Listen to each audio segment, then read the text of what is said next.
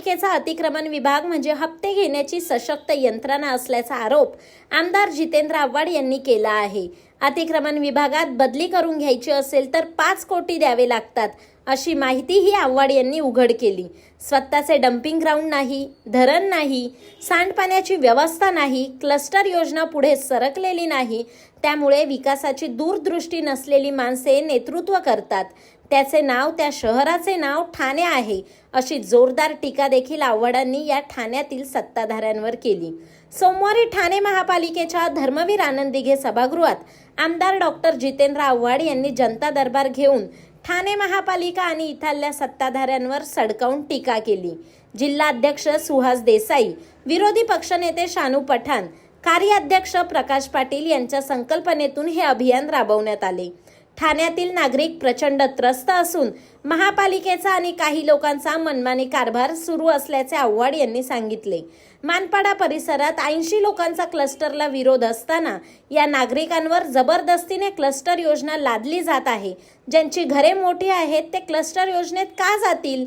आतापर्यंत क्लस्टरच्या किती योजना यशस्वी झाल्या असे प्रश्न यावेळी आव्हाड यांनी उपस्थित केले।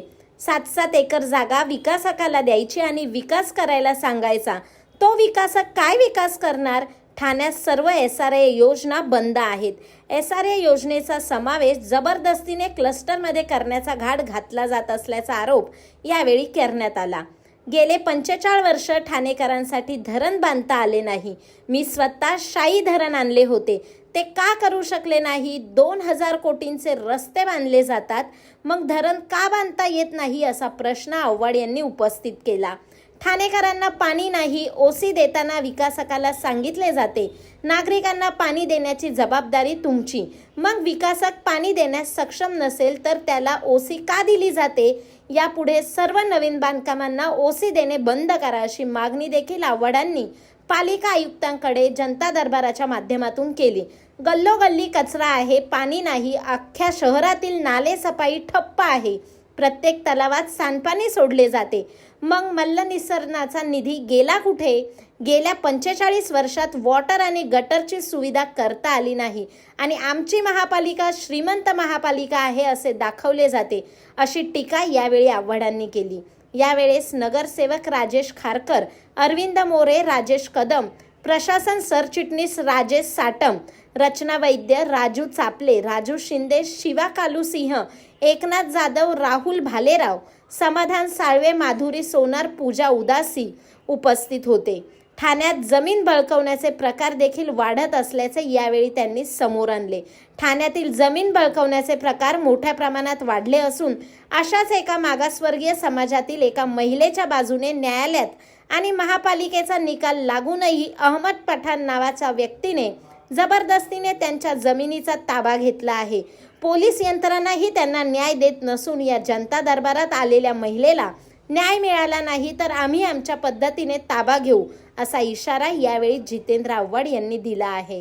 महापालिकेमध्ये घेतलेला आहे, किती जणांचे सगळ्यांचं निरसन झालं? असं आहे की लोकांची निवेदनं येत आहेत, तुम्ही बघताय गर्दी आहे आणि त्रस्त आहेत लोक, मनमानी कारभाराला त्रस्त आहेत। आता ह्या बाजूला आकाबाई बसले आहेत, हे गेल्या 60 वर्ष एका जागेवरती राहत आहेत। 60 वर्ष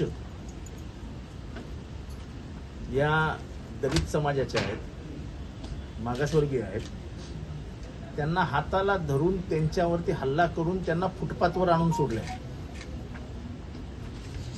आता मला महानगरपालिकेच्या अधिकाऱ्यांनी बी बोलवलेलं, ती जागा त्यांची आहे, त्यांची घर आकारणी देखील केलेली आहे। हा निकाल आहे, हा महानगरपालिकेच्या सहीचा निकाल आहे। पोलीस त्यांची बाजू ऐकून घ्यायला तयार नाही। म्हणजे पोलिसांच्या मदतीने जर अशी घरं खाली करण्याची आणि जागा ताब्यात घेण्याची जर काम होणार असतील तर लोकांनी जायचं कोणाकडे? म्हणजे कायदा आणि सुव्यवस्था राखणारी यंत्रणा जर कायदा आणि सुव्यवस्था मोडण्यासाठी मदत करत असेल तर लोकांनी काय करायचं?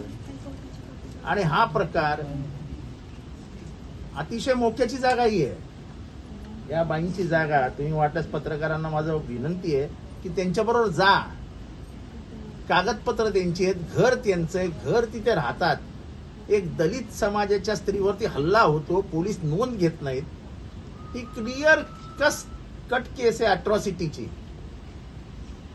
आणि कायदा हातात घेणाऱ्यांवर अॅट्रॉसिटी दाखल होते आणि कायद्याची बूज न राखणाऱ्यांवर पण अॅट्रॉसिटी दाखल होते.